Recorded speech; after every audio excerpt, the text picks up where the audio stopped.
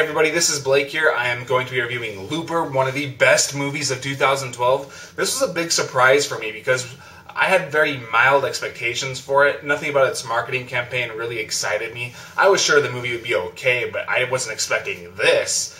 As I was watching the film, I was just blown away by how creative it was. It has so many good ideas that it explores enough, but not to the point where it gets lost in itself. I love how many little touches it has that really the movie could have survived without them, but at the same time they really add so much more to the story. For example, the telekinesis subplot. Once again, the movie could have done without it, but it adds just so much more, and it makes it so much cooler. I love where they go with it. And a lot of the problems that I thought I would have with the movie, I didn't. For example, I thought from the trailers, just the whole concept seemed very overcomplicated, but they do a good job at explaining why they had to send people back in time to get executed. I bought it completely. But I cannot talk about this movie without sounding like a raving lunatic. I was discussing it with some of my friends, and I just would get caught up on these small points that they're all good. I wasn't just nitpicking or anything, but I make those points seem like they're the big thing of the movie, like the telekinesis aspect. It's just a part of the movie. It's not the whole dish. But the way I talk about it, I'll make it seem like it's Chronicle or something, where that really is the main element of the film. So I'm going to try to simplify this review as much as possible. So if it seems short, I apologize for that. Unless you like that kind of thing. But I guess I'll begin with the story, because this is not an easy movie to describe. And pretty much in 2044, there are these people called loopers. What will happen is in the future of that time, so like in the 2070s, they have developed time travel. So they'll send back people who mob bosses want to have executed back in time in the 2040s, where they will be promptly executed. The reason they do this is because it's very difficult to get rid of a body in the future. They have tracking devices and stuff like that. So, but since the loopers know so much, eventually they will send back their future selves back in time, so the loopers will execute their future selves, but at the same time they'll get the biggest payday yet, and they'll pretty much live out the next 30 years however they want before they are themselves executed. So the main character is Joe, who's played by Joseph Gordon-Levitt. He's real cocky, kind of an asshole, but at the same time he's not irredeemable. He's still charming, and you do like him.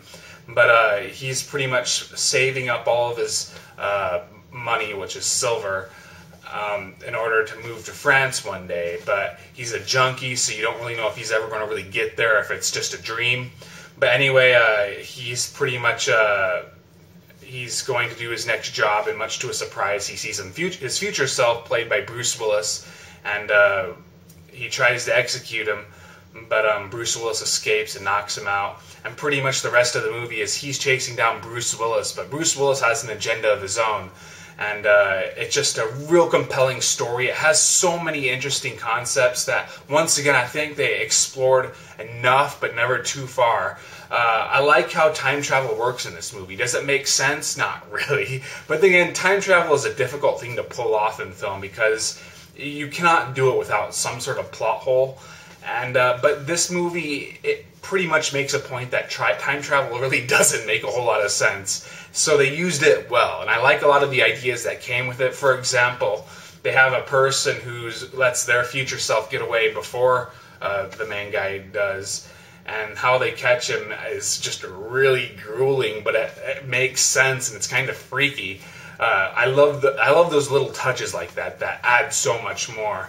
And one thing I also like is you presume that Bruce Willis is going to be the more likable, the wiser version of Joseph Gordon-Levitt.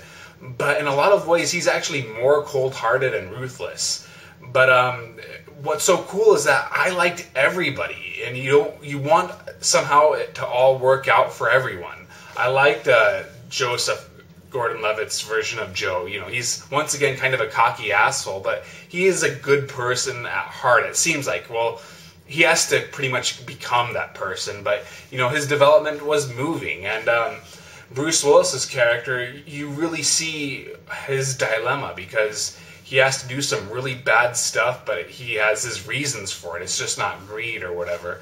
And the whole thing where one of the big points they make is that once you go back, the fact that he went back in time and wasn't executed, that's changing a lot of stuff. So one of the big parts of Bruce Willis's character development is he was married, and he's now forgetting his wife because everything's getting screwed up, and pretty much the timeline is changing. So he's struggling to even remember her, and that was really effective and touching. But at the same time, it added a dark tone to it, because you don't really think that this movie's going to work out for everyone. You know that people are going to die. It's just a question of who. The love interest, who I believe is played by Emily Blunt, she did really good. I like that character, but I felt the love story was still one of the weaker elements of the movie. It's always difficult to do a Hollywood love story. I can just never buy them, but it's a minor point. They don't focus on it too much. And even some of the bad guys, like Jeff Daniels' character, and this other guy who's kind of a screw up, who might be his son, but also could be Jeff Daniels' character's younger self. You never really know; it's ambiguous. But even he was kind of endearing, even though he's a total asshole too. So I cared for everybody. The acting is good, but not in an Oscar bait kind of way.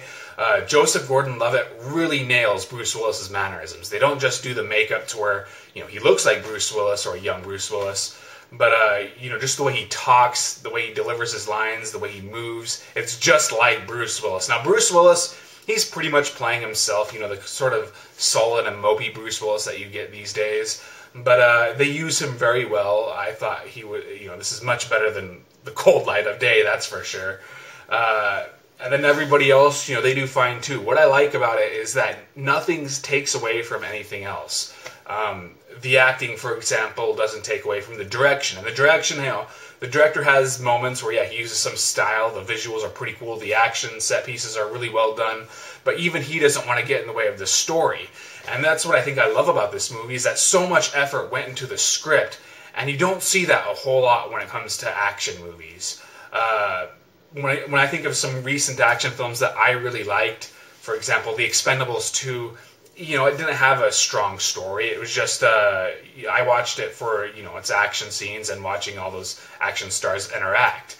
But, so that puts this above The Expendables 2. Now, The Avengers I'm not sure about, because The Avengers I think I loved more because it's a fanboy type movie. You're watching, actually sort of like The Expendables, where you're watching your favorite comic book heroes interact, and it was well written for that. But it's difficult to say. I wouldn't call The Avengers, it doesn't deserve any awards for its script, but the script was very good for its type of movie.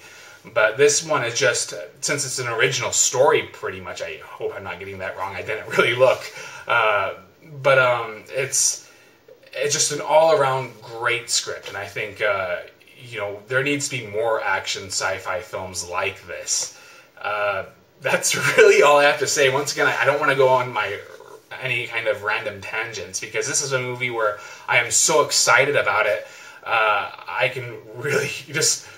I probably sound like such an idiot when I'm discussing this with my friends or family members, because I ramble when it comes to it, even though I love it. And there's no real major problems about it. I just ramble about the things I like about it, and it doesn't fit in a coherent review. So that's apparently all I'm going to say. I definitely say watch it at full price. Everybody should give it a look. No exceptions. It's an all-around great movie, possibly the best movie of 2012. The only reason I don't say that for sure is because I need to look at everything that I have seen this year. I don't really remember all the movies that I've seen, even the ones that I loved. But the only one that I could think of that might rival it is The Avengers. But once again, they're two totally different movies. The Avengers is a fanboy's wet dream, whereas this is just an all-around very good, if not great movie. In fact, actually, let me rephrase that. It is a great movie. So definitely give that one a look. I did not do a written review, so that's all you hear me talk about this. I should have my To Boldly Flee Part 2 review done tomorrow, hopefully. We'll see. So that is that. I'll see you guys later.